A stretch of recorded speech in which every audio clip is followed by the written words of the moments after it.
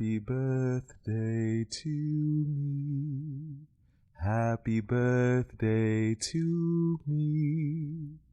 Hey everybody, thank you for joining on the first episode of the A Sip with Samad podcast. And as you can guess, it's my birthday. So kudos to me and kudos to everybody else born on June 30th. Fantasia, Mike Tyson, I think T-Pain as well, and R.I.P. Lena Horne. All right, so this is the first episode of the A Sip with Samad podcast, and I'm sure you're wondering, what the hell is it? So I want to give credit where credit is due, and this actually came about from a conversation that I had with Dr. Kia of the Getting Grown podcast. Shout outs to her and her co-host, Jade. We were just talking about how as you get older, you begin to have more deep, philosophical conversations with yourself and with others. And it always tends to happen with a good cocktail. And so what I wanted to do is use this as an opportunity to share out some thoughts, feelings, talk about things that are going on in the world as it pertains to Black folks with a cocktail. So as I mentioned, you're supposed to have a cocktail when you listen to this podcast. Today's cocktail for me, those who know me know I'm probably sipping tequila or Prosecco. I am drinking today Casamigos Reposado with 2 limes.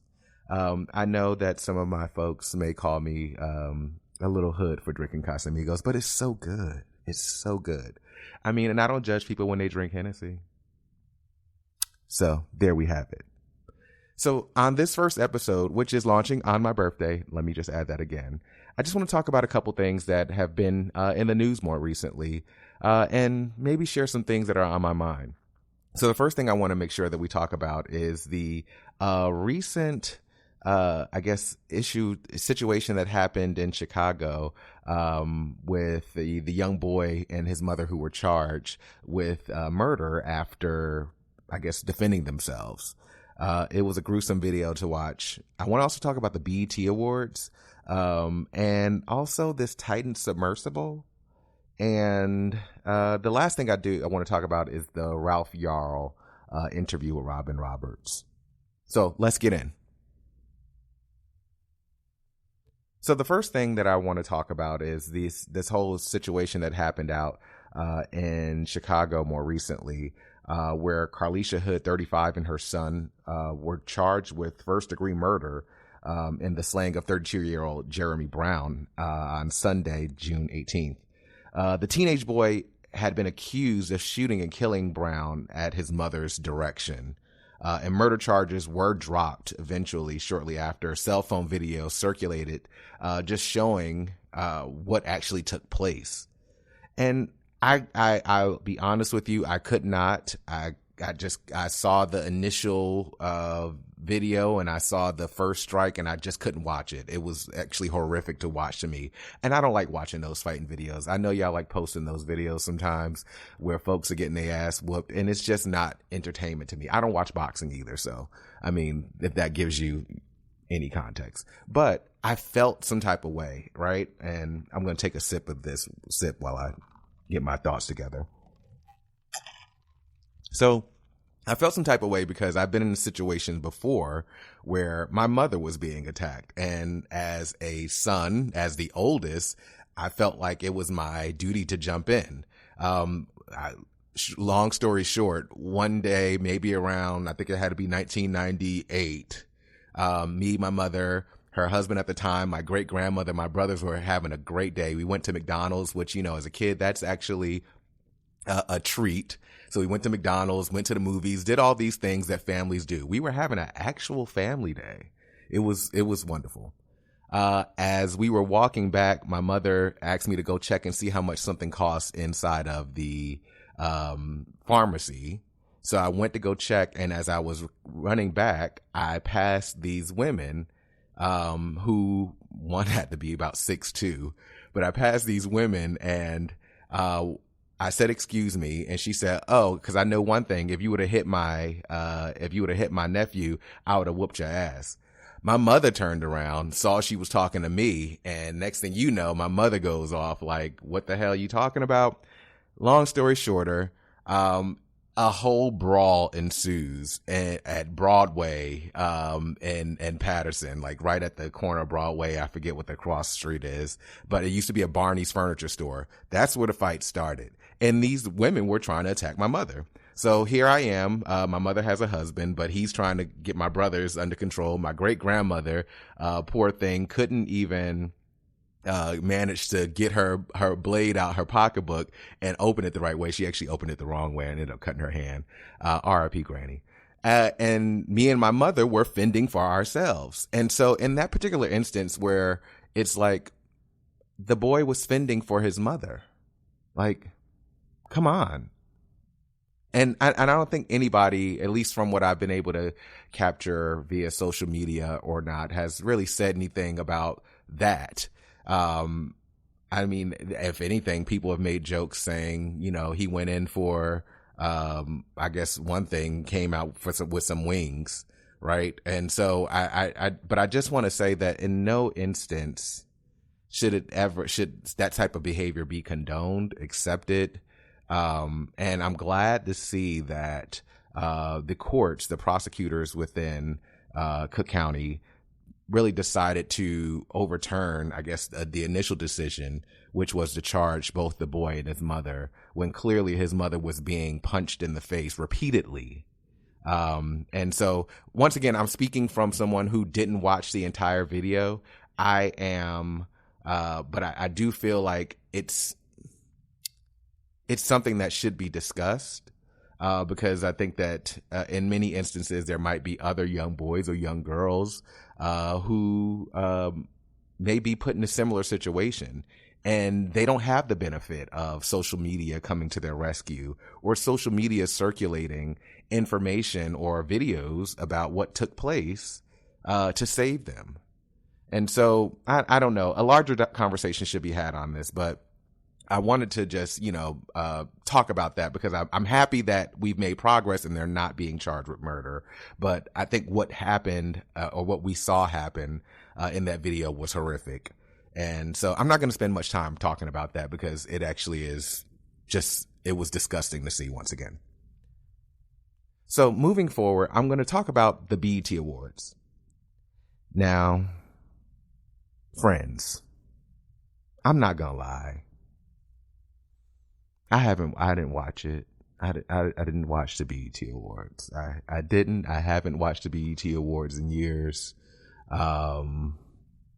I probably think one of the most highlighted BET Awards of my lifetime was probably when Diddy or Beyonce performed on the BET Awards. And it's not that I don't like the BET Awards. I feel the same way about a lot of award shows. I just think that it's hard for me to connect with current artists who perform on the BET Awards. And so I don't have that same connection that I had when, they were like Brandy was performing on the BET Awards, or Monica was performing, or Beyonce was performing, or Tank, or anyone, right? And so I think that that's probably the challenge I have with watching the BET Awards. I mean, granted, I didn't even watch the Grammys or Emmys or Oscars. I didn't watch any of those either. So, but I'm going to do better, especially if I'm going to be talking about it with y'all. So, but I did have a chance to watch some of the clips from the actual show. One of them being Miss Patti LaBelle's tribute to the icon, Tina Turner. So here's my assessment. Patti looked great. I love the little wig with the little flips. It was given Tina-esque, right? I think that she's 70 and she had on her little fringe dress, which was to die for. And, Miss Patti doesn't mind showing you a little leg, right? And so she was able to give you, legs because she has great legs for a 70-year-old woman, right? Not to say 70-year-olds can't have great legs. However, she's under criticism because she didn't rehearse these lines to simply the best 1,000 times until she had them memorized. And so it was actually funny. She kind of made light of the situation by calling back to the performance that she did at the White House, where she had no background singers and her cue cards were out of order. And so she sung the song. She still sounds great. And if I'm being truthfully honest with you all, if you've ever gone to a Patti LaBelle show, she sounds great. She just may not remember the words. And I think that that's fair. I mean, given where she is, given the accolades she's made over the years, I think that I'm okay with my 70-year-old auntie getting up and ad-libbing when necessary.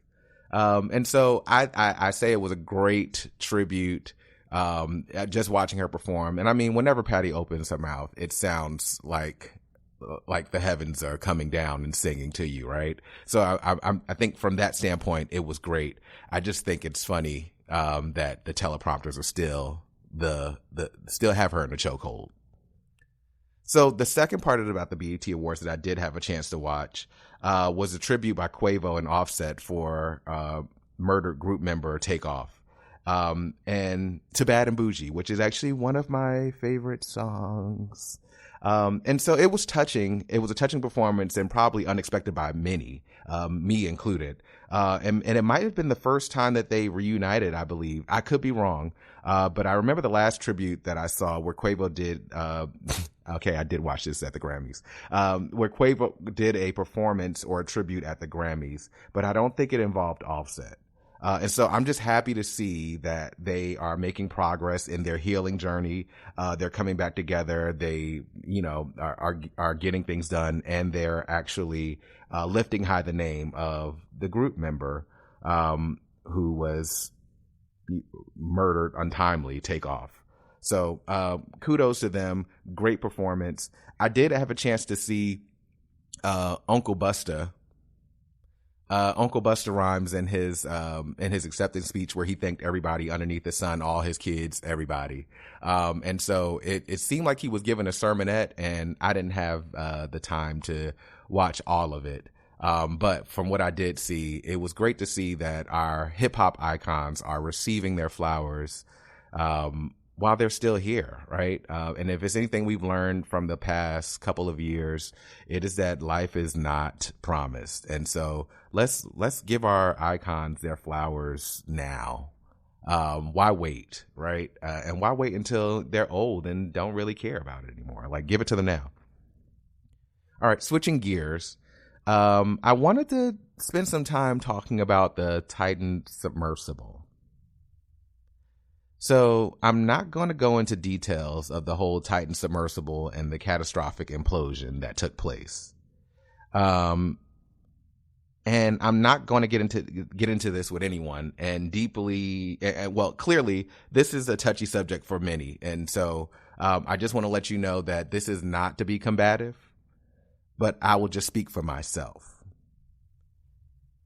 Let me say that one more time. Ain't no amount of curiosity that will have me pay $250,000 to get in some underwater vessel to see the remnants of the Titanic. I think that the movie with Leonardo and Rose, I'm sorry, I don't remember who that woman was, but her name is Rose to me, was just enough to help me experience the Titanic without being on it. I also want to acknowledge that Black folks probably weren't allowed to partake in the luxuries of the Titanic at the time. And in most cases, they were probably workers and were forced to go down with the damn vessel. With that being said, it wouldn't be anything on there that I would actually like to see. So RIP to my ancestors that went down, but I don't have to go down there to pay them respects.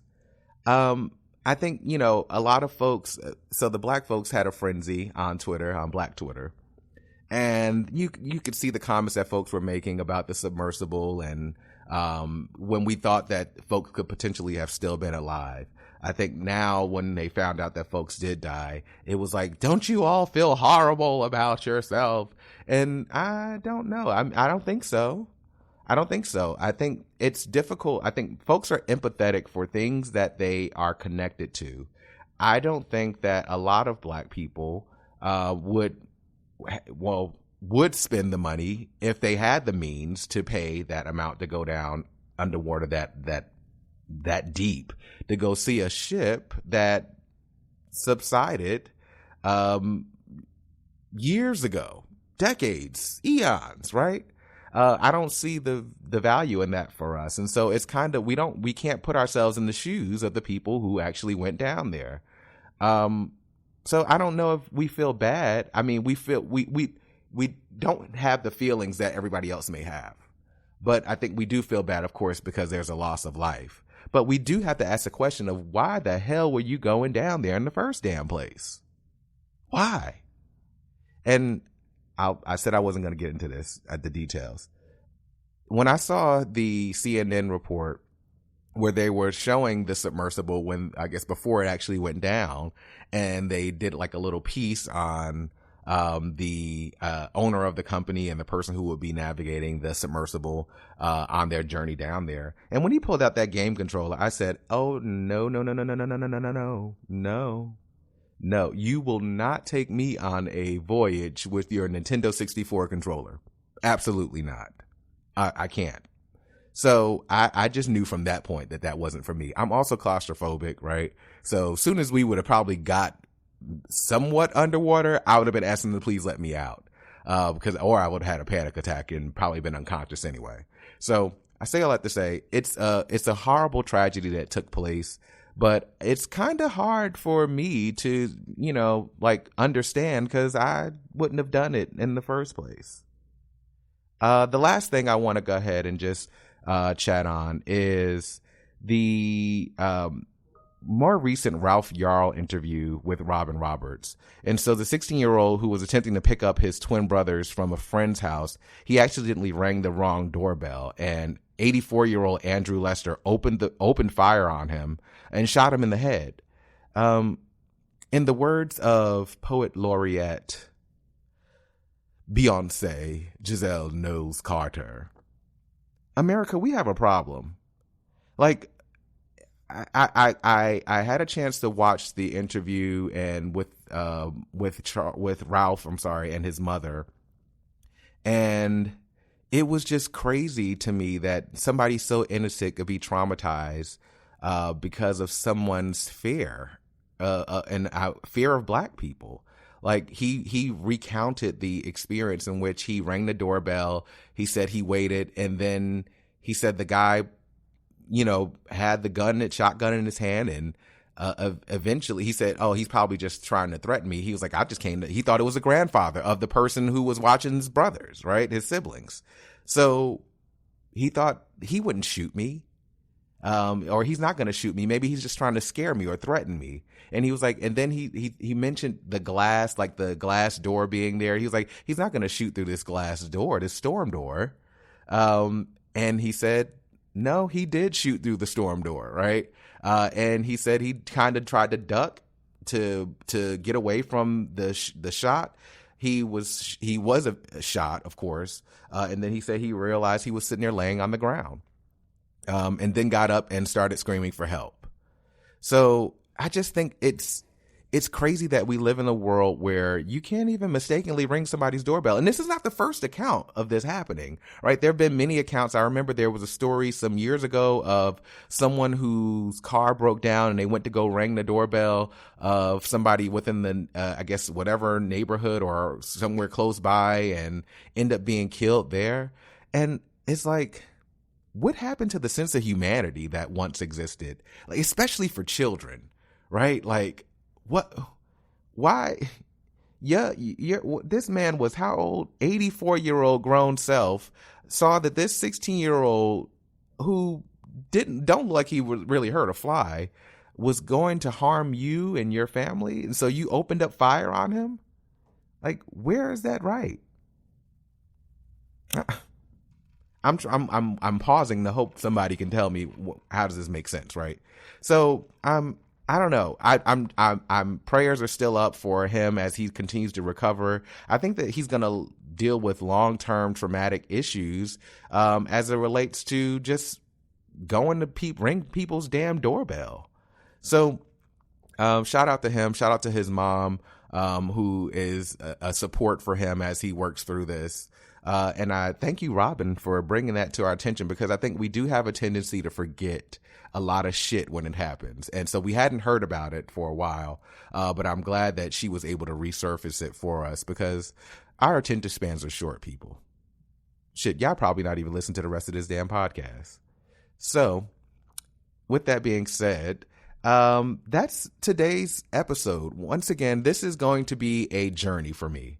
It's a journey for me to really, as I approach 40, to really start to lean into my authentic self, but it's also a learning journey. And so I want to just make it known that if you disagree with me, I am okay with that. And I'm okay with having conversations about it. But let's be tasteful. Let's be respectful. Right. And so I just want to lay that ground rule, because I'm all about respect. So if you disagree with me, cool. If you don't, that's great. And please feel free to hit me up on social media. You can follow me at Twitter, at SWKeys. And I'm also on IG at doc__ because I like Spanish, LLAVES. And so this is going to be a learning journey. The idea right now is that I'm going to give you all 90 days as a test to see where this goes. If I feel like we're making progress, then I will go ahead and continue to do this potentially. I also intend to go ahead and try to record weekly. And I travel a lot for work, y'all, so I'm just going to be up front. Sometimes weekly may not happen, but I will try my damnedest to go ahead and record for you all weekly.